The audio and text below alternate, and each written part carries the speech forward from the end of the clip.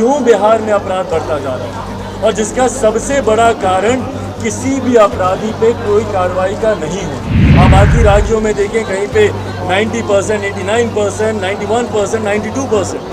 कोई एक ऐसी घटना मुझे बता दीजिए जो आप लोगों ने भी मीडिया के स्तर पर कवर की हो।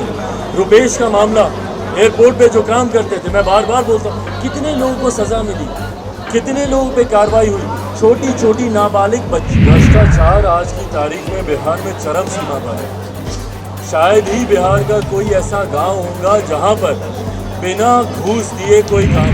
देख रहे हैं और मैं हूं आपके साथ रंजन सिंह। आपको बता दें, लोक जनशक्ति पार्टी रामविलास के राष्ट्रीय अध्यक्ष चिराग पासवान ने एक बार फिर से बिहार के मुख्यमंत्री नीतीश कुमार पर हमला बोला है। नीतीश कुमार को लेकर उन्होंने यह कहा है कि बिहार में आपराधिक घटनाएं 90 के दशक से ज्यादा अब बढ़ गई है।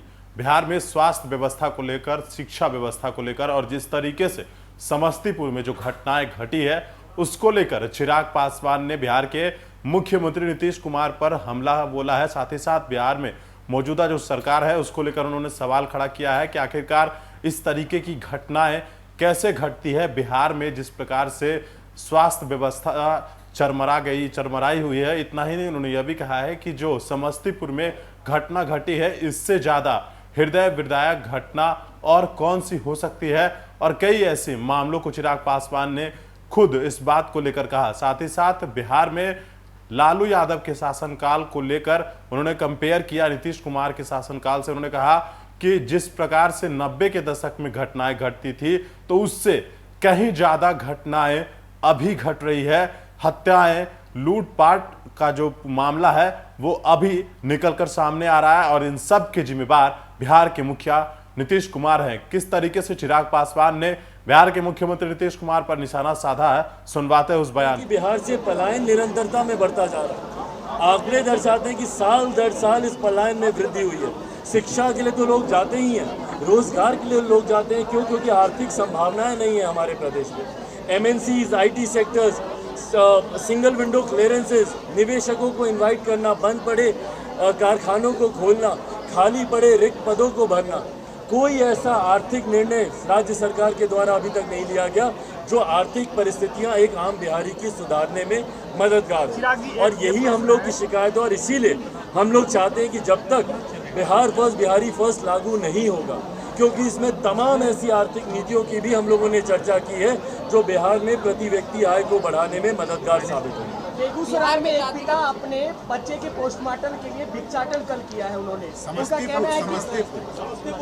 समस्तीपुर में तो उनका कहना है 50,000 रुपया मांगा जा रहा था। स्वास्थ्य विभाग के द्वारा बड़े बड़े दावे किए जा रहे हैं। चिराग जी, क्या लगता है ये दावे जमीनी स्तर पर नजर आ रहे हैं?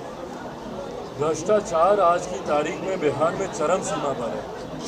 शायद ही बिहार का कोई ऐसा गांव होगा जहां पर बिना घूस दिए कोई काम होता हो। आप जाइए, आम बिहारी से जाकर पूछे कि क्या कोई काम तुम्हारा बिना घूस दिए होता है, खुलकर जवाब मिलेगा नहीं। यही कारण बनते हैं कि ऐसी तस्वीरें हम लोग को देखने को मिलती हैं। समस्तीपुर की जिस घटना का आपने जिक्र किया, इससे ज़्यादा हृदय विदारक और क्या घटना हो सकती है कि जिस तरीके से अपने बच्चे के निधन के बाद एक पिता को इस तरीके से भ्रष्टाचार की वजह से इस तरीके से उनको मदद मांगने की ज़रूरत पड़े, और उसके बाद जिस तरीके से स्वास्थ्य विभाग इस पर खामोश रहता है, ये अपने में दर्शाता है कि भैया हैंड इन ग्लव्स हैं। अधिकारी हो, शासन प्रशासन हो, अगर संरक्षण नहीं हो शासन का, प्रशासन का, तो ना भ्रष्टाचार बढ़ेगा ना अपराध बढ़ेगा। अगर किसी प्रदेश में भ्रष्टाचार और अपराध बढ़ता है तो उसको कहीं ना कहीं संरक्षण प्राप्त होता है शासन तंत्र का, प्रशासन तंत्र। गौरव, बिहार की अस्मिता, बिहार के सम्मान की लड़ाई लड़ने की उन्होंने बात की है। ये निर्णय उनके द्वारा भी हाल फिलहाल में लिया गया कि वो भी एक अलग अब दल बनाते हैं। कैसा करते हैं, फिलहाल तो वो एक बैनर तले वो यात्रा पर निकलने की वो बात कर रहे हैं। आने वाले दिनों में, जैसा मैंने कहा कि उनका एजेंडा क्या है, मेरा तो स्पष्ट है, बिहार फर्स्ट, बिहारी फर्स्ट, और वो जानते हैं इस एजेंडे को भी अच्छी तरीके से। उसको लेकर आने वाले समय में क्या बातचीत होती है, नहीं होती है, वो भविष्य के घर में है। फिलहाल मेरा ध्यान केंद्रित है अपने संगठन, इस सदस्यता अभियान और बिहार फर्स्ट, बिहारी फर्स्ट को और मजबूत करने। लगातार बिहार में इस तरह से अपराध बढ़ रहा है, क्या लगता है कि आपको इसको लेकर के?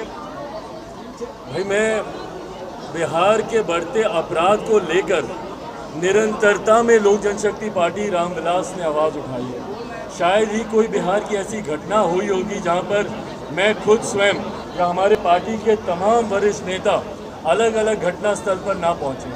और हर घटना स्थल से यही सवाल हम लोगों ने बार बार उठाया है कि क्यों बिहार में अपराध बढ़ता जा रहा है, और जिसका सबसे बड़ा कारण किसी भी अपराधी पे कोई कार्रवाई का नहीं होना। कन्विक्शन रेट बिहार में लोएस्ट है compare to the rest of the states of the country. आप बाकी राज्यों में देखें कहीं पे 90%, 89%, 91%, 92%, डाउन साउथ चले जाए 90% से ज़्यादा। बिहार में आप देखें मात्र 6 से 7%, मतलब 100 अपराध होते हैं 6 या 7 लोगों को, उसमें अगर सज़ा मिली तो मिली, नहीं तो गिरफ्तारी करने के बाद सबूतों के अभाव में उनको भी छोड़ दिया जाता है। कोई एक ऐसी घटना मुझे बता दीजिए जो आप लोगों ने भी मीडिया के स्तर पर कवर की हो। रुपेश का मामला, एयरपोर्ट पे जो काम करते थे, मैं बार बार बोलता हूँ, कितने लोगों को सज़ा मिली, कितने लोगों पे कार्रवाई हुई, छोटी छोटी नाबालिग बच्चों